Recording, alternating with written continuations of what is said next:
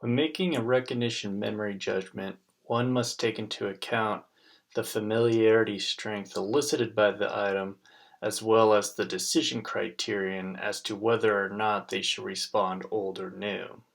In 2015, Aminoff and colleagues found that in the hit greater than correct rejection contrast, you see this widespread frontal parietal activity when people maintain a conservative criterion, but you don't see this activity when people maintain a liberal criterion. However, this was only two criteria manipulations, and we wanted to focus on how brain activity changes as a function of different levels of decision criteria as well as different levels of familiarity. We took a deep sampling approach where we scanned a single individual across 16 sessions where we manipulated criterion and familiarity strength to multiple different levels. Our participant conducted recognition memory tasks during fMRI scanning.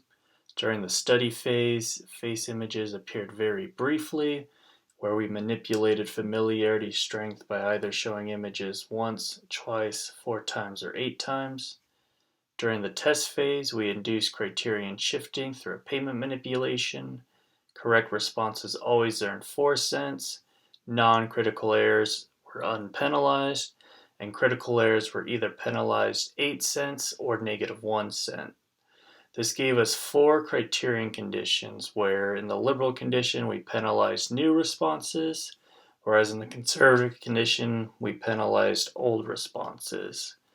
During each session, the participant completed all 16 possible test conditions. Our 16 conditions were completely performance-based. Ideally, we would try to manipulate familiarity strength to 4 different levels, independent of the decision criterion, as well as manipulate criterion to 4 different levels, independent of discriminability. Average across the 16 sessions, our participants successfully shifted criteria to 4 distinct levels for each of the different discriminability conditions. As you can see, criterion remained fairly stable across the discriminability conditions, which is what we wanted.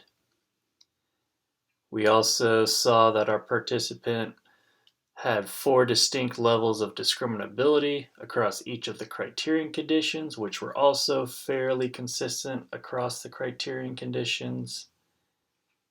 In the ROC curve, we see 4 distinct discriminability conditions as well as 4 distinct criterion conditions. We examined the old greater than new response contrast as a function of criterion as well as discriminability. In orange and yellow here, we see that as the criterion gets more and more conservative, we see increased activity in the anterior insula, inferior frontal gyrus, DLPFC. A lot of this frontal parietal activity was also observed in the Aminoff 2015 paper. But we also see this individual has some increased activity in the old versus new response contrast as the criterion gets more and more liberal. What was interesting, though, is we did not see much brain activity associated with the level of familiarity, which was surprising. We even tried to examine the old greater than new item contrast irregardless of response, and as expected, we don't see much activity tracking with the level of criterion, but we also don't see much activity tracking with the level of familiarity as measured by DA. So we were successfully able to find this sort of decision criterion network, this frontal parietal activity, but we were unable to try to identify a network that associated with familiarity strength. If you have any questions, feel free to email me. Thank you for watching this video.